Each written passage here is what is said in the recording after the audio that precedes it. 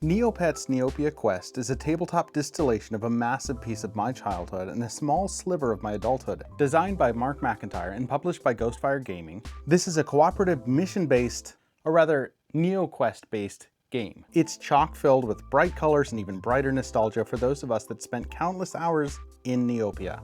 My still active and occasionally used Neopets account is 24.5 years old as of recording this review.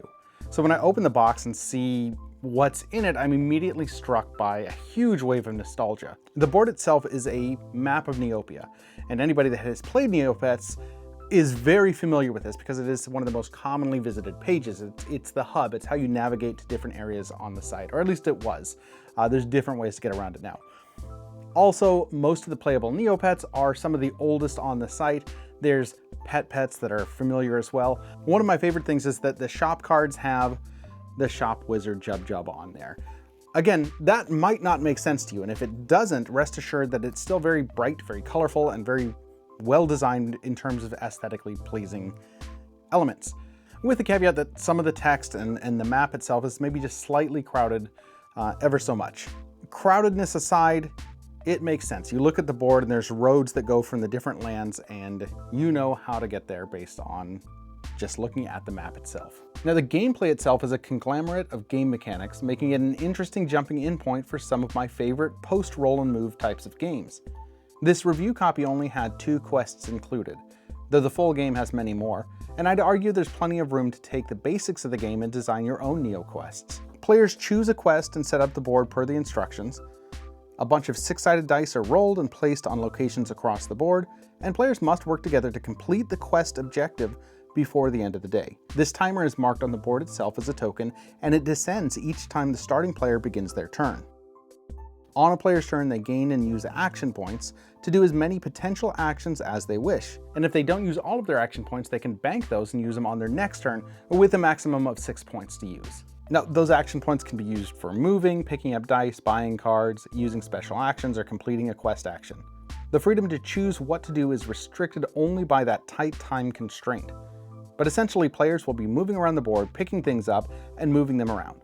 There's more complexity and specifications based on the quest, but that's the gist of it. So yes, this is basically my first pick up and deliver game. However, that tight time constraint makes things a little bit, well, hard enough that I failed the first easy quest with my kids the first time that we played it. So there's some tension there, and we played it again with my wife, and we were able to beat it the second time, but there was still, it was still a bit of a close call. So it's not comfortably easy, which is a good thing, especially when it comes to cooperative games. You don't want it to be a complete sweeping victory every time unless you're playing with particularly young children, which I would say this game is not for them, but it is definitely a kid's game, and it is a fantastic jumping off point into some of my favorite mechanics in much larger games.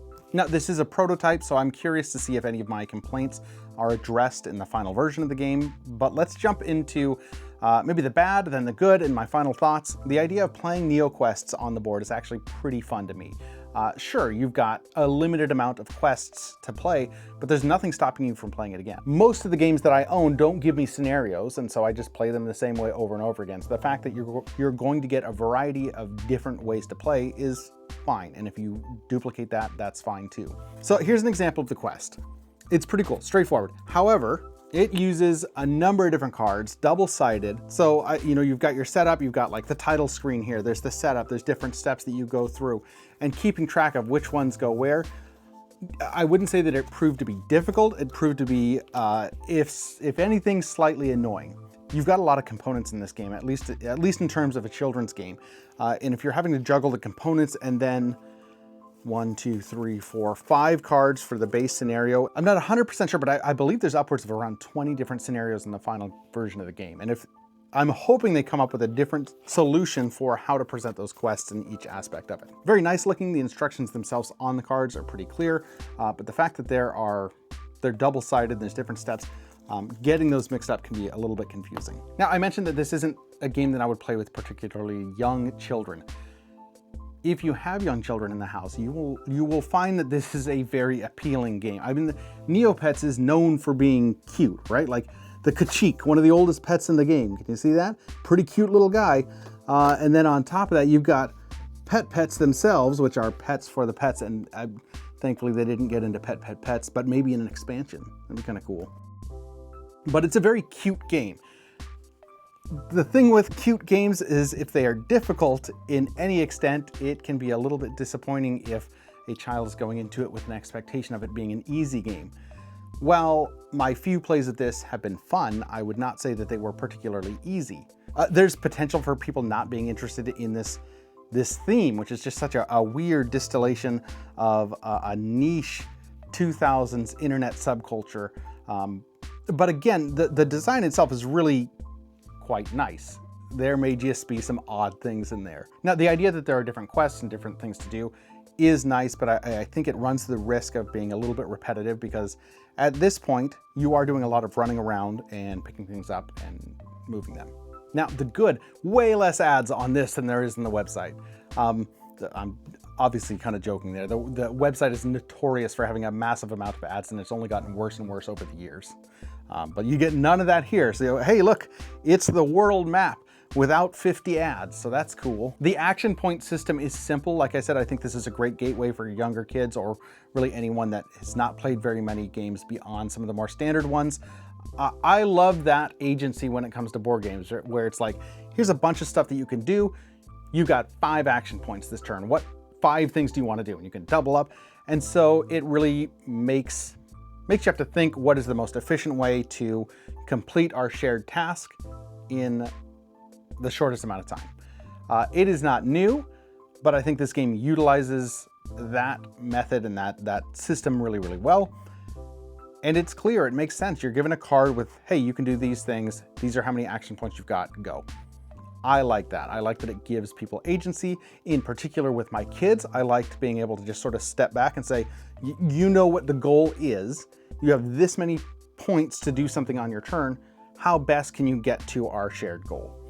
I think it was a great learning opportunity for me to give them agency in a game where I'm not quarterbacking the entire thing, which was really something that I wanted to do, but it was cool and it worked out. When I explained, we need to do this, you have this many actions on your turn, what do you want to do?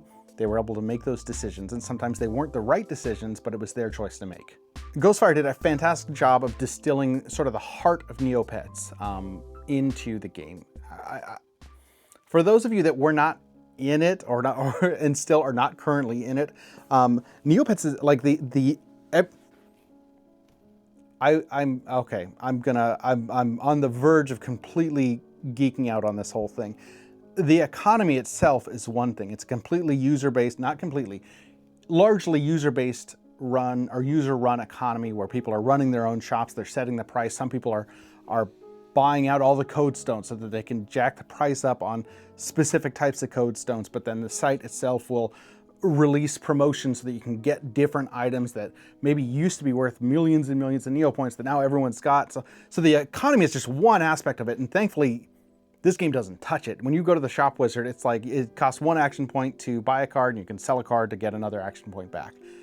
I mean, the bulk of my money is going to come from the fake stock market, or it's going to come from the food club where you're betting on which pirate can eat the most, or it's going to come from the battle dome. Like, there's so many aspects of this game that this just sort of brushes the surface of and says, look, we know that's complicated. It's Neopets. You like Neopets. Here's Neopets. It looks nice. It's cool. It's simple to understand. And for those of you that are still like just completely engrossed in this thing, or were for a long time, you can be familiar with it and like it, and other people will not think you're a complete weirdo. I look at Multera here. This is a land. As an aside, just jumping into Neopets, Multera is this interesting land. It came later on, and something I found out in my adult life on Neopets, actually, that there's this guardian, and if you dip your pet, and this is gonna sound terrible, in the pool of molten whatever, it will turn into this cool color where it looks like it's made of lava, because changing your pet's color and like aesthetic is really a really big part of it. The only way that you can do that is to find a 5-minute window that is unique to your specific account. You have to visit that in specific increments. There are websites set up to give you a checklist of times that you've checked, because it could be anywhere within that any 5 or 10 minute span within a 24-hour period. So if you know that, If you can figure out what 10-minute span in a 24-hour period is yours, you can have that color for any pet that you get. And I found mine out, so that's pretty cool. Sorry, I blacked out there for a second. Pick up and deliver mechanics are cool. I think there are not enough games that are accessible and pretty that do that mechanic well. And this, while it is basic and while it can be repetitive, I think it's clean and I think it makes sense. I like that the things that you're picking up and delivering are these dice, that the number and the color of the dice determines what you can do with them, or it's dictated by the NeoQuest itself. So it's clean, it makes sense. It's a great introduction to this mechanic. I also think that there's plenty of potential for expansion within this game. Like I said, this is, and I don't even mean like future expansions. I mean, this is a preview copy of the game. The actual full version is supposed to have a lot more content in it, and I think some refinement, and that's kind of what I'm hoping to see. But all in all, it's something that I really think is pretty cool. Like, I don't know how much I left in the review, because here's the deal with the Neopets board game, sorry, with the Neopia Quest board game.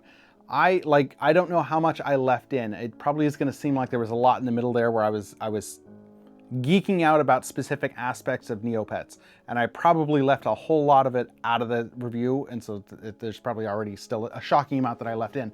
The thing is, Neopets to me still is cool, which is strange as somebody that's in his late 30s and started playing a long time ago. And that site's still there, and it is a bit of a mess in terms of advertising and some other problematic things sometimes. I know that the gambling aspect of Neopets is problematic, and it really, like, most of the poker games that I know now are thanks to a website that I was browsing when I was like 11 years old, and that's a problem. The Brucey B slots was a problem. I didn't spend any real cash, but doggone it was I gambling. I want the expansions to have some of that. I want to be able to have a Brucey B slots stack of cards where I'm flipping them trying to get matches. I want a Jub blackjack. I think that, you know what, please release a full gambling aspect of this game in terms of expansion. I'll buy it day one. That's what we need, a Neopets casino expansion. I'm Plumpy Thimble. Thank you for watching this video. I'm on most forms of social media at Plumpy Thimble. I gotta go do my dailies because it's about that time. Thanks.